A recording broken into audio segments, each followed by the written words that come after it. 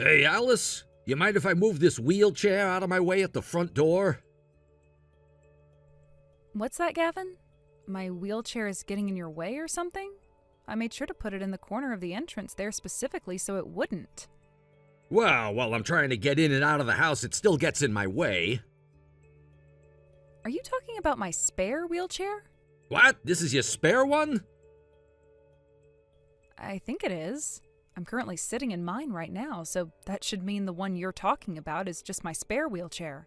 But why would it be getting in your way when I made sure to put it off to the side for you? Yeah, I'm sure you were just using it before and forgot to put it away, right? But I haven't used that wheelchair for a while now. So is it alright if I move it out of here? Sure. Go ahead and move it. By the way, where are you even at right now? Right now I'm at work. I was about to send you a text saying that I'd be getting home late today, but then the servers went down here and I had to get to work on that too. I'm sorry, but I don't think I'll be getting home anytime soon. So could you please make yourself something tonight? Is that right? Well, I'm gonna take your spare wheelchair and I'm gonna move it out into the far corner of the garage so it's not in the way anymore. Sorry about that again, and thank you. But come on, Alice, if you're gonna use something, make sure to put it away afterwards. Things like wheelchairs already take up a ton of space as they are. So make sure this doesn't happen again. Alright, I'll be more careful from now on. But something still feels off about all of this. I really don't have any memory at all of using my spare wheelchair for anything. Well, talking to me about that isn't gonna help your case. That's very true. Sorry about that.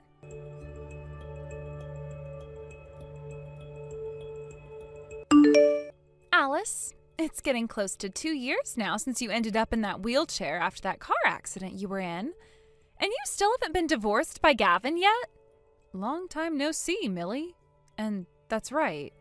Thankfully, Gavin never talked to me again about wanting to get a divorce after that. And you get to live in that nice 2-story house of yours, which also happens to have a cool elevator inside of it. Well, duh, I'm in a wheelchair, which makes it near impossible for me to get up any stairs. We made sure to have it installed when we bought the house and before I moved into it. It also sounds like you still haven't been fired from your job yet, right? And your pay hasn't changed at all since the last time I spoke with you either, has it? Well, I was always working at my desk for most of the day, so it's not like me ending up in this wheelchair really changed anything for me. The fact that I can still get all of my work done for the company is why things haven't had to change. Also, this isn't the first time someone who was handicapped worked for this company, and so a lot of the building is set up for someone in a wheelchair to get around easily.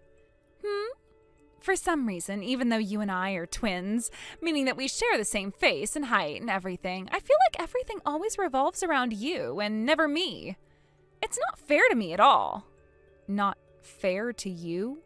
I would like it if you never said something like that about us again, Millie. I get that being in a wheelchair ever since that accident means that I need to be supported more by those around me, but I never chose to be in a wheelchair all because neither of my legs work anymore. But it's still not fair to me. Jesus frickin' Christ.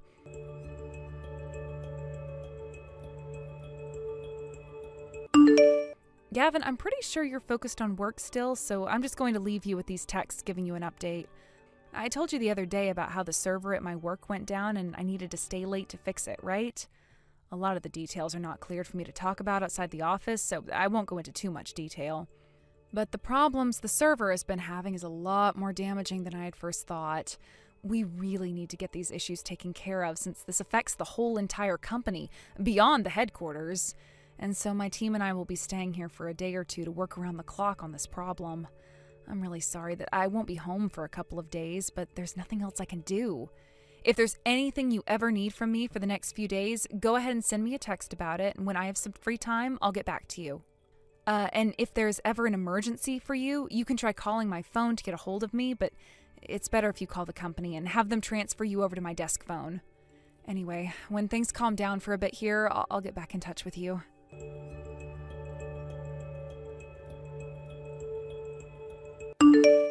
Oh, is that right? So you're gonna have to stay at your office for a few days now? All right. Roger that, Alice. I think it'll be tough for you to get in touch with me these next few days as well, so you don't have to reply to me any for the time being. Bye-bye.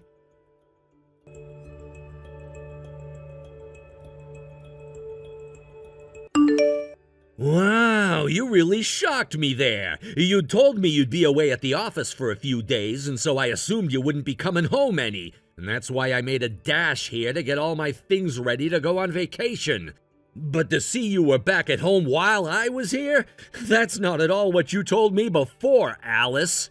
Well, there's no helping that you already found out about what I was gonna do, so either way, I'm going on this vacation overseas with my girlfriend now, which means you'll have to forgive me.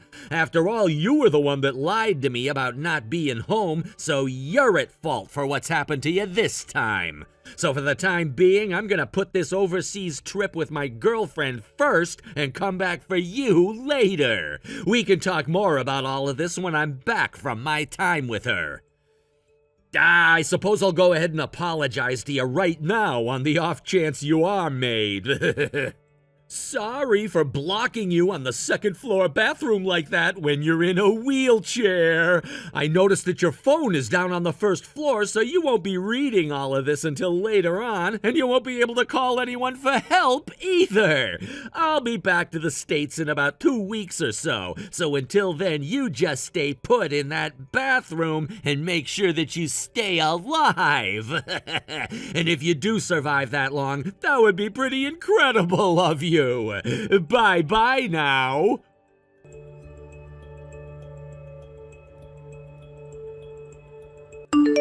Hey, what's all of this about, Gavin? You locked me in the bathroom on the second floor while I'm in my wheelchair to go on vacation overseas? Huh? You're saying that I'm locked in the bathroom right now? And you were the one who did it to me? Like I told you in the first place yesterday, I've been at the office this whole time working on fixing the company's servers. If this was all meant to be a joke, you shouldn't be joking about something like that with me. So I'm not amused, okay? You're not even reading any of these texts, are you? Must mean you're either on the plane out of the country right now, or you've already landed and don't have a SIM card there. By the way, did you say you're going on vacation overseas with your girlfriend? Gavin, are you actually going and having an affair right now? Have you been cheating on me this whole entire time or something? Wait, then if you think you went and locked me in the bathroom on the second floor, who's in there right now?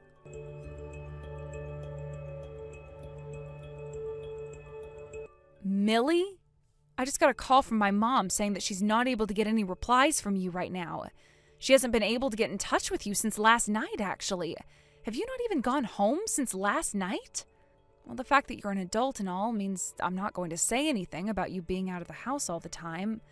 But can you at least tell Mom or I where you've gone off to so that she isn't so worked up about you right now? You're not even reading any of these texts either. It's pretty rare for someone like you who's addicted to their phone to not be looking at any of these texts right now. Or could it be that my phone isn't working properly right now? Wait, no way. Oh, when Gavin was going on about how he had left the country to go on vacation with his girlfriend. Oh, he said...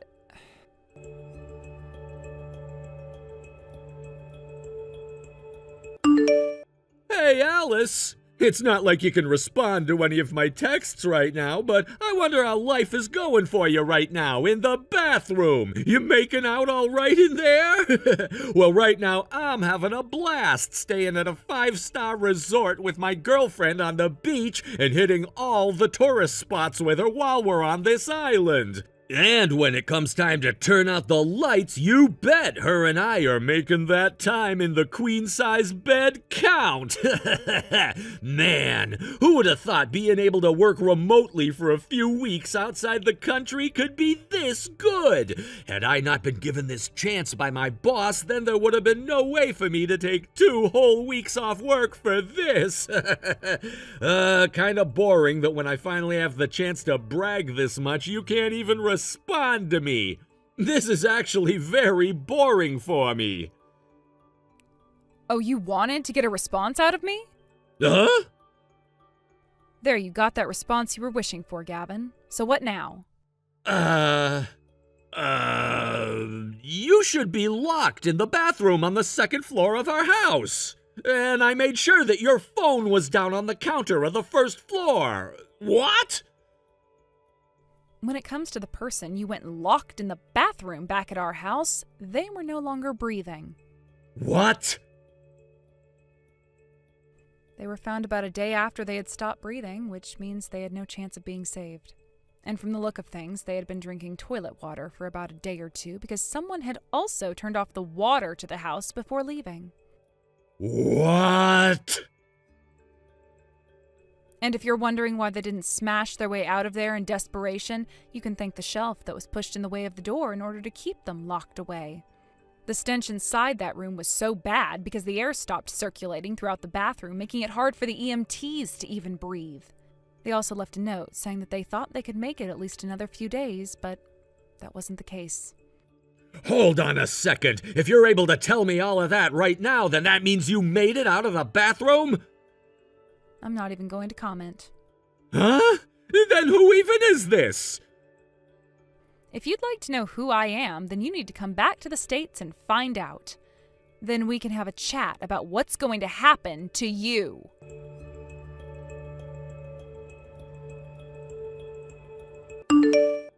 I just got to the house and it smells like crap in here. And when I just went and had a look in the second-story bathroom, I made a massive mistake and locked my dad in that bathroom. And that smell you're smelling right now wasn't from his body. It's the smell of burnt hair that you always told me you hated. I went and burned some of my own in order to fill the whole house with it as a form of payback. What the hell? God damn it! My girlfriend's father was in the house as well when I got there, and after he'd told me what happened to my dad, he punched me in the cheek and told his daughter and I that we'd never see one another again. How bad did things come to while I was gone? Well, at least for the past 2 weeks, you got to enjoy time at that 5-star resort, while with that girl you called your girlfriend.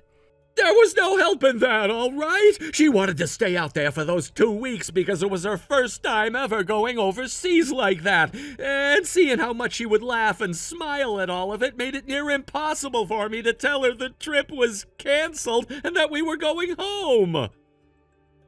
Is that so? Now enough about that. I want to know who it was that was talking to me when I was overseas, saying that they were you but weren't really you at all. You want to know about them? I guess I did promise you that I'd say something once you'd come back to the U.S. But before I do, there's one more thing. The person that you went and actually locked in the second-story bathroom wasn't your dad or myself. What? The person that was in there was someone completely different. You made a mistake when you thought that was me. Wait. I don't care how much of a rush I was in to lock you up and get out of the house. There was no mistaking you for someone else. But you believed me when I said your dad had been locked in there by you. I know, but I was freaking out when I'd come home and the place smelled like crap and I saw the note in the bathroom. Well, anyway, there happens to be one other person in this world that looks exactly like me. Did you forget about her? What? Are you referring to... No way! That was your little sister Millie that I locked in there? That's right. Then that would mean it was you who was texting me after all when I was still overseas, right? Bingo. It was actually me and not someone else. But how? When I had seen who I thought was you in there, you were in a wheelchair. She was using my spare wheelchair that I had kept down by the front door. What? And remember a little while back, you were talking to me about how my spare wheelchair was getting in your way at the front door, even though I don't ever remember using it any? And you started to complain about me and how I never put anything I use away? Right, that did happen. Well, the real reason that the wheelchair was out like that, sitting in front of the door, was because Millie had taken it out and was using it before leaving it there. How do you know that? Because she's not actually dead and is still alive enough to tell me what was going on in our house. She always told me before you locked her in there that everything was always about me and my wheelchair and that wasn't fair to her. And, well, while you and I were at work during the week, she'd come over to the house and take my spare wheelchair to ride around town in it and get a lot of attention. What the hell is going on here? The way she was even able to get into our house in the first place was by stealing the spare key to our house from my parents' house and using that. And you want to know something really funny? The last time she was there, right before you had locked her away, she was planning on waiting for you to come home so that she could steal you from me. Huh? And while she was waiting, she took the spare wheelchair again and rode it up the elevator where she was then going to get naked and sit in it waiting for you to come home by sitting in the bathroom. Her plan was when you saw her, you'd think she was me since we're identical, and that you would be turned on by what you saw and go down on her. However, you, rushing home, thinking that I'd be at work for the next couple of days, saw her in there undressing, thinking that she was me, and slammed the door before locking her in there. This is what she told me would have happened after I'd talked with her while she's in the hospital. This can't be real! Well, her being trapped in the bathroom like that by you is something I'd like to say she deserves based on her reason for being in the house in the first place. So don't think that I'm only going to blame you for all that's happened during this event. Huh? But when it comes to how you've been cheating on me with another woman, that's a completely different kind of problem. So you didn't forget about that then? If I'd forgotten about that detail, then I might as well call myself an 85-year-old dementia patient. I was given a lot more details about what was going on with you by a worried neighbor of ours from down the road who had seen a lot from you. And to think, that girl you were talking about being with has actually been our next-door neighbor's wife. I can't believe this.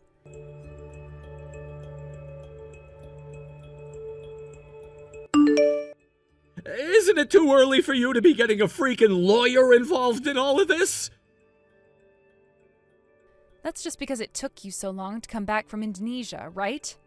At a time where you should have gotten your ass home right away, you instead went and stayed out there for another 10 days having that affair.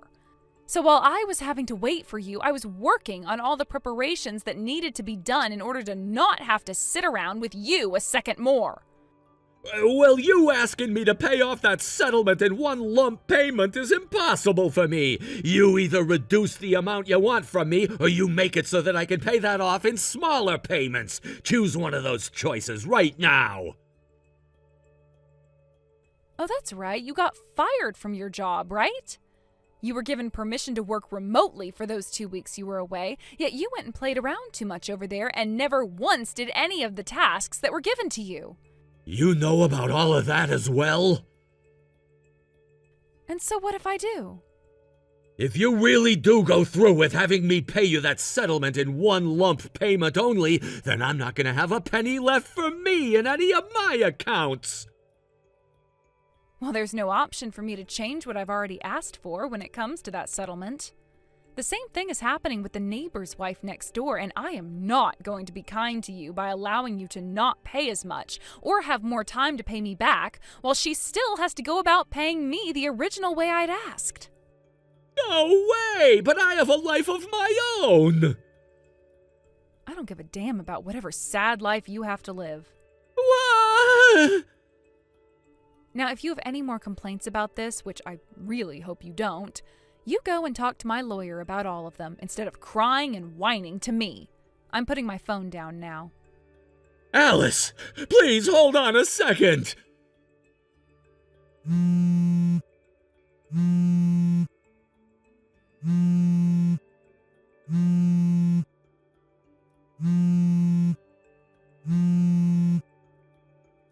Alice!